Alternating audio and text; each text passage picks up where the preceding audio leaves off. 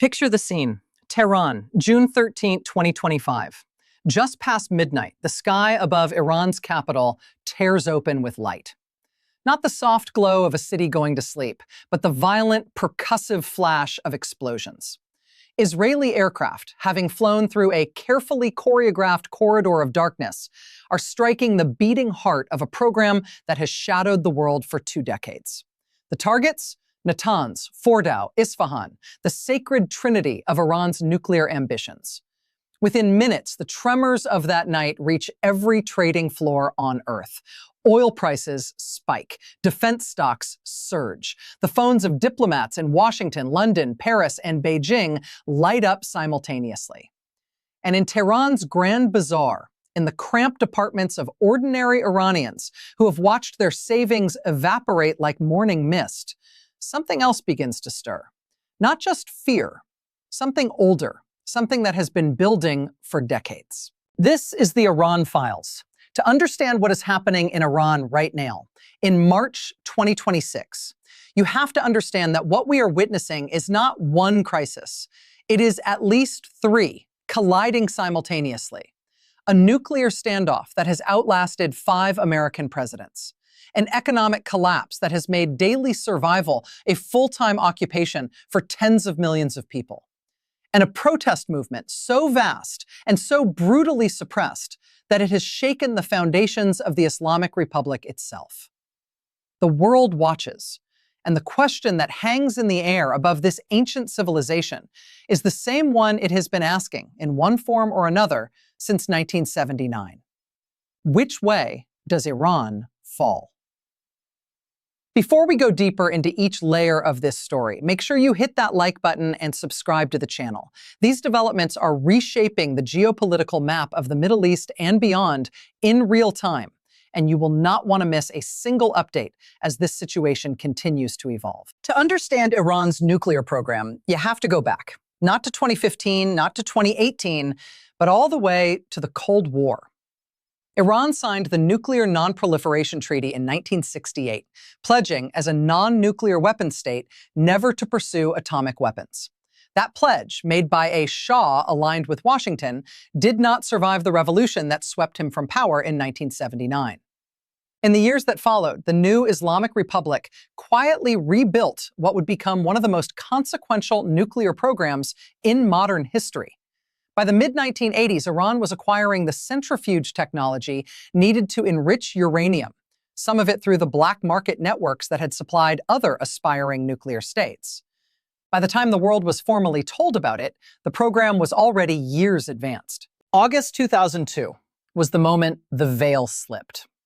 An Iranian opposition group revealed the existence of 2 secret underground nuclear facilities, one at Natanz, designed for uranium enrichment, and one at Arak, designed for heavy water production. Iran insisted the sites were peaceful. The United States looked at an oil-rich country with no rational civilian need for such infrastructure and drew a different conclusion. For a brief moment in 2003, the world appeared to step back from the edge. Under pressure from international negotiations, Iran agreed to halt enrichment. U.S. intelligence agencies assessed that Iran had suspended its formal nuclear weapons program. But suspension is not the same as abandonment. Iran retained the knowledge, the infrastructure, and, critically, the centrifuges. Over the decade that followed, Iran's enrichment program was an open wound in international diplomacy. By 2010, it had attracted one of the most extraordinary acts of sabotage in the history of warfare. A sophisticated computer worm known as Stuxnet, so complex and targeted that analysts immediately suspected state-level resources, infected the Natanz facility and destroyed approximately 1,000 centrifuges. No government officially claimed responsibility. The circumstantial evidence pointed with blinding clarity toward a joint American-Israeli operation. The centrifuges were repaired, the program continued, and by 2015, the accumulated weight of international sanctions, which had strangled Iran's economy, cut its oil exports, and isolated its banking system, finally brought Tehran to the table. The result was the Joint Comprehensive Plan of Action, the JCPOA, signed in Vienna in July 2015. The JCPOA was, by any measure, a remarkable diplomatic achievement. It imposed strict, verifiable limits on Iran's nuclear activities. Enrichment capped at 3.67% purity, well below weapons grade. The stockpile of enriched uranium slashed to a fraction of its previous size. The Fordow enrichment facility converted to a research center, and IAEA inspectors given unprecedented access. In exchange, Iran received relief from the crippling sanctions that had compressed its economy. Independent analysts calculated that the agreement extended Iran's so-called breakout time, the time needed to produce enough weapons-grade material for a single bomb, to approximately 1 year. Then, in May 2018, the United States walked away. President Trump's withdrawal from the JCPOA was among the most consequential unilateral foreign policy decisions of his first term. His argument, the deal was flawed. It did not address Iran's ballistic missile program. It did not curb its funding of proxy groups across the region. And its restrictions on enrichment were time-limited, meaning that at various points between 2025 and 2031, Iran's constraints would simply expire. Trump reimposed sanctions under what his administration called a maximum pressure campaign. Iran's response was methodical and deliberate. Beginning in 2019, 1 year after the U.S. withdrawal, Tehran began stepping past every limit the JCPOA had imposed. Carefully, incrementally, but unmistakably. By 2023, it was enriching uranium to 60% purity, a level that has no credible civilian application. By mid-June 2025, according to IAEA estimates, Iran had accumulated approximately 972 pounds of uranium enriched to that 60% level, nearly 4 times the quantity it had held just 18 months earlier. At 92.5 pounds of 60% enriched uranium per bomb, the arithmetic was sobering. The U.S. Defense Intelligence Agency, in an assessment published in May 2025, concluded that Iran would need probably less than 1 week to produce enough weapons-grade uranium for its first nuclear device, if it made the decision to do so. What remained uncertain was the weaponization timeline, the engineering challenge of actually building a deliverable bomb. Analysts estimated that step would require several additional months, perhaps longer. This sharp contrast between competing narratives, Iran's insistence on its right to peaceful nuclear energy, and the international community's assessment of a program that had no credible civilian explanation for 60% enrichment, created uncertainty at the highest levels of geopolitical decision-making. And it created the conditions for what happened next. In June 2025, the IAEA's Board of Governors formally declared Iran non-compliant with its nuclear safeguards obligations, the first such finding in 20 years. Iran's response was defiant. It announced plans to accelerate its enrichment program and install advanced new centrifuges. On June 13, 2025, Israel struck. The Israeli strikes that began on June 13, 2025 were not a single operation, but a sustained, multi-layered campaign targeting the physical and human infrastructure of Iran's nuclear program. Israel's stated rationale was preemption. Iranian enrichment had brought the country closer than ever to obtaining a nuclear weapon. The strikes hit nuclear facilities directly. They also killed several of Iran's most senior military commanders and targeted scientists whose expertise had been central to the enrichment program for years. Iran responded. Ballistic missiles struck Israeli territory. The confrontation that regional analysts had been modeling in war game scenarios for 2 decades was suddenly not a scenario at all. Then, 8 days after Israel's opening strikes, the United States entered the conflict directly. Overnight, on June 21st to 22nd, American aircraft dropped 12 GBU-57 massive ordnance penetrators, 30,000-pound bombs designed specifically to destroy deeply buried, hardened targets on the Fordow enrichment facility. Fordow, burrowed into a mountain near the city of Qom, had been built precisely because its designers anticipated this scenario. The ventilation shafts that led to the centrifuge cascade halls, buried at least 200 feet underground, were the Americans' chosen entry point. The damage was substantial. Iranian nuclear officials acknowledged it publicly. The IAEA, whose inspectors had been effectively excluded from the struck facilities, reported that satellite imagery showed significant destruction at multiple sites. Iran also struck a U.S. military base in Qatar in retaliation, a direct attack on American forces that carried enormous escalatory risk. On June 23, 2025, President Trump announced a ceasefire. Both Iran and Israel signaled willingness to halt military action, provided neither side violated the agreement's terms.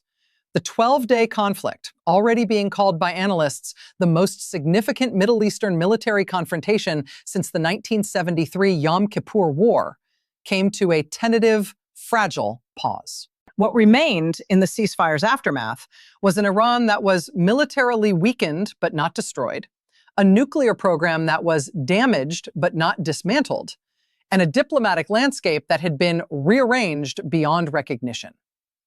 The talks that had been underway in April and May, mediated by Oman with U.S. Special Envoy Steve Witkoff and Iranian Foreign Minister Abbas Araghchi, meeting in what both sides had called constructive sessions, were now frozen. The sixth round of negotiations, planned for just after the strikes, never happened. Meanwhile, the question that haunted intelligence agencies on both sides of the Atlantic was not whether Iran's program had been destroyed, but what had happened to the enriched uranium that had already been produced. The status of Iran's previously accumulated stockpile, nearly 1,000 pounds of 60% enriched material, remained as of early 2026 unknown. Strategic ambiguity, in this case, was not a diplomatic euphemism. It was a genuine, verifiable uncertainty with civilization-level stakes. By January 2026, satellite imagery had revealed something deeply unsettling. At a facility known as Talagan 2, within the Parchin military complex, a site that Iran had previously used before 2003 to test the explosives needed to detonate a nuclear device, new construction was underway. Iran was encasing its new facility in a reinforced concrete structure, sometimes described as a sarcophagus, specifically designed to harden it against future airstrikes. The signal this sent was unmistakable. Iranian Foreign Minister Araghchi, for his part, stated publicly that Iran had reconstructed everything damaged in June 2025, and that the Iranian military was fully prepared to defend the country. Israeli Prime Minister Netanyahu responded by warning that Israel would not allow Iran to reestablish either its missile or nuclear programs. President Trump, keeping open the possibility of further military action, said simply, "We're going to have to knock them down." The diplomatic deadlock as of early March 2026 remained absolute. The U.S. demand, zero enrichment, and Iran's position, enrichment as a sovereign right, a matter of dignity, a technology paid for in blood and sanctions, were not positions from which either side was moving. The IAEA, meanwhile, reported it had conducted 12 inspection visits inside Iran since the ceasefire, none of them at the sites that had been struck. It had found no satellite evidence of resumed enrichment, but it had found activity near the struck sites, activity it could not fully characterize. While the world focused on missiles and centrifuges, something else was happening inside Iran, something that may, in the long arc of history, prove even more consequential. To understand the protests that erupted on December 28, 2025, you have to understand what living in Iran's economy had become. The rial, Iran's currency, had been in freefall for years. The sanctions regime imposed after the U.S. withdrawal from the JCPOA, combined with decades of economic mismanagement and endemic corruption, had hollowed out the middle class. Then came the June 2025 conflict. In the months that followed, the rial lost more than 40% of its remaining value.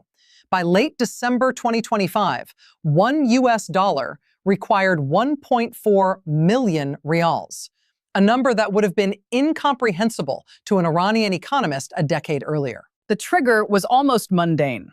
On December 28th, shopkeepers in Tehran's Grand Bazaar, the ancient commercial heart of the city, a place that has witnessed every major turning point in Iranian history, shuttered their stores and walked into the street.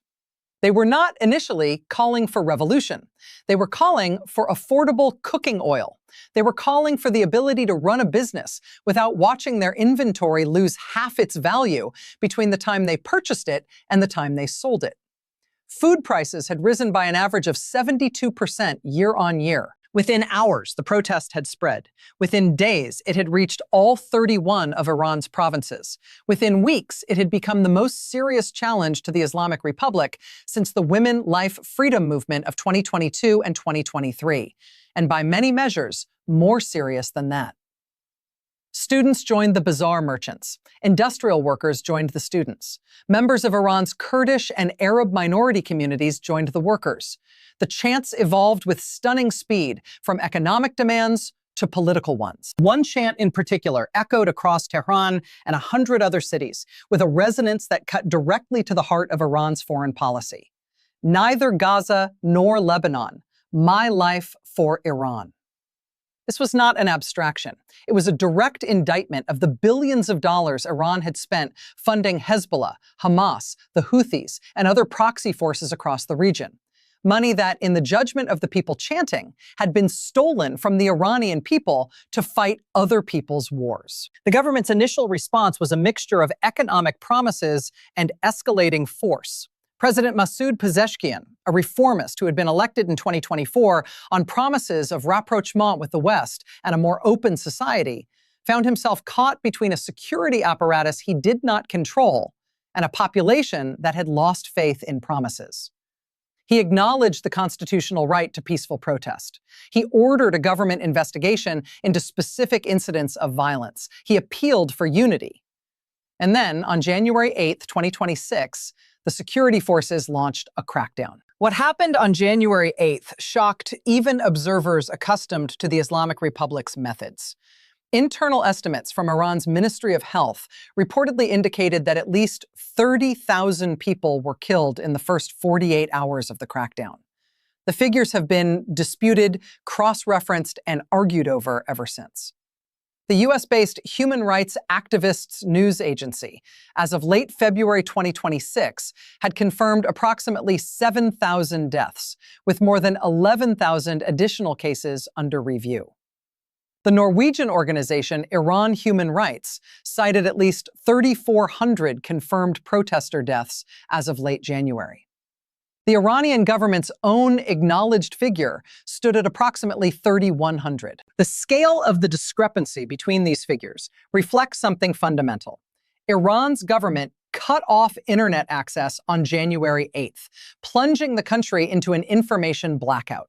Journalists could not verify independently. The only reliable connections to the outside world ran through Starlink satellite terminals, and reports emerged that security forces were raiding homes suspected of housing the equipment. What the world knew about what was happening inside Iran, it knew imperfectly, at a distance, through fragments. The international response was swift in words and constrained in action. The UK Foreign Secretary condemned the violence in the strongest terms in a statement to the House of Commons, describing the crackdown as consistent with the fundamental nature and track record of the regime. France and Germany joined a joint statement urging Iran to protect the right to protest. The G7 condemned the violence collectively. A special session of the UN Human Rights Council was convened. President Trump threatened direct military intervention to protect protesters, an unprecedented public statement that generated its own controversy, with analysts debating whether it emboldened demonstrators or handed the Iranian government a propaganda gift by allowing it to frame the protests as foreign orchestrated. Meanwhile, the deeper structural causes of the unrest showed no signs of resolution. In February 2026, U.S. Treasury Secretary Scott Bessent made a remarkable admission before the Senate Banking Committee. American sanctions policy, he acknowledged, had contributed directly to Iran's currency crisis. What we have done, Bessent testified, is created a dollar shortage in the country. He described the collapse of one of Iran's largest banks, the subsequent money printing by the central bank, and the currency freefall that followed. Hence, we have seen the Iranian people out on the street, he said. The admission was significant not because it was surprising, economists had been describing this dynamic for years, but because it was spoken aloud, officially, by the architect of a sanctions policy that was still in force. Sanctions had been designed to change the behavior of the Iranian government. They had changed the lives of ordinary Iranians far more. By late February 2026, a second wave of protests had broken out, this time led by students at several universities. The Iranian rial fell to yet another record low. The government announced it would raise taxes with the start of the Iranian New Year in March, a move that economic analysts described as almost certain to pour accelerant on an already burning situation. And yet, and this is the most important caveat in any honest assessment of Iran's protest movement, the Islamic Republic remained standing. Analysts studying the situation closely noted that while the protests were the most extensive in years, they lacked the organizational coherence and unified leadership that systemic transformation requires. The security forces had not fractured. The Revolutionary Guards remained loyal to the supreme leader. The opposition in exile, led by former Prince Reza Pahlavi, had not managed to translate international sympathy into domestic political leverage. The Islamic Republic had survived 1979. It had survived the Iran-Iraq War. It had survived the Green Movement of 2009. It had survived the Women, Life, Freedom movement of 2022. It had survived military strikes on its nuclear infrastructure. The question in March 2026 was not whether it would survive the current moment. It appeared that it would. But what kind of Iran would emerge from the other side? To understand where Iran stands today, consider what the map of the Middle East looked like 3 years ago and what it looks like now. In 2022, Iran's network of regional influence, what Tehran called the axis of resistance, appeared formidable. Hezbollah dominated Lebanese politics and maintained a military force more powerful than many national armies. Hamas controlled Gaza.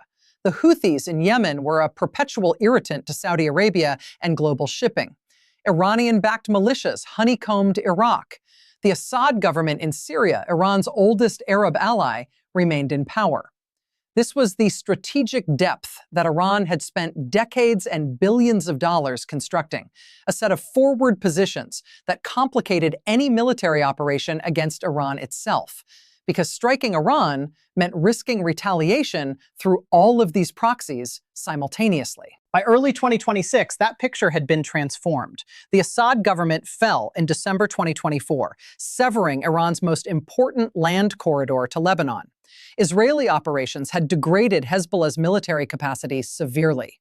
Hamas, after the conflict in Gaza, was under intense pressure to disarm. The Houthis remained active, but were more isolated. The network of proxies that had given Iran strategic depth was, if not dismantled, significantly weakened. Iran's response to this strategic contraction has been a combination of accelerated nuclear development, widely interpreted as a hedge against the loss of conventional deterrence, and efforts to rebuild relationships with China and Russia, whose support offers Iran an economic and diplomatic lifeline. China, notably, has said openly that it does not recognize the restored UN sanctions on Iran, a position that significantly complicates the international pressure campaign. For ordinary Iranians, these geopolitical calculations translate into immediate daily consequences. The sanctions that restrict Iran's access to international financial markets mean that basic goods are expensive, imports are unreliable, and the currency that holds their savings is worth a fraction of what it was a decade ago. The energy shortages, ironic for a country sitting on some of the world's largest oil and gas reserves, but a consequence of decades of underinvestment and sanctions, have meant electricity and gas disruptions that affect hospitals, schools, and homes. The water crisis, driven by climate change and catastrophic mismanagement, has made large parts of the country increasingly difficult to inhabit. Here is what we know as of March 2026. Iran's nuclear program has been damaged, but not destroyed. The country retains the scientific expertise, the foundational infrastructure, and, in all probability, the enriched uranium stockpile to rebuild and ultimately to cross the nuclear threshold if its leadership chooses to do so. The diplomatic pathway to a negotiated resolution remains blocked, with no signs of movement on either side's core demands. Iran's economy is in a state of acute crisis. The rial has lost catastrophic value. Inflation is running at rates that destroy the purchasing power of wages and savings faster than they can be replenished. The sanctions regime is unlikely to be lifted in the near term, and the prospect of further military action could deepen the economic collapse further still. Iran's people are in the streets, or have been pulled back from them by force, depending on which week you consult. The protest movement that erupted in December 2025 represents the deepest crisis of legitimacy the Islamic Republic has faced since its founding. The government's response has been brutal and effective, in the narrow sense that it has suppressed the immediate wave of demonstrations. But it has not resolved the underlying conditions that produced those demonstrations, and it has added a new layer of grievance to the existing accumulation. What does this mean for the world? The stakes of Iran's trajectory reach far beyond the Persian Gulf. Iran controls the Strait of Hormuz, through which approximately 20% of the world's oil supply flows. A nuclear-armed Iran would fundamentally reshape the security calculations of every state in the Middle East, almost certainly triggering a regional proliferation cascade. An Iran in the grip of regime collapse, a scenario that remains possible, if not probable, would create an arc of instability from the Caspian Sea to the Mediterranean coast, with consequences no analyst can fully model. The harder question, the one that sits beneath all the missile strikes and diplomatic communiques and protest chants, is whether the Iran crisis is ultimately a story about a government and its choices, or a story about a people and their future. Every week, ordinary Iranians are making calculations about what their lives are worth, what their country could be, and what they are willing to risk to find out. The chant that rang through their streets, "My life for Iran," was not a surrender, it was a declaration. The world watches, and the answer to what it means is not yet written. Stay tuned for more updates as this situation continues to develop. Subscribe so you never miss the major developments reshaping Iran, the Middle East, and the global order.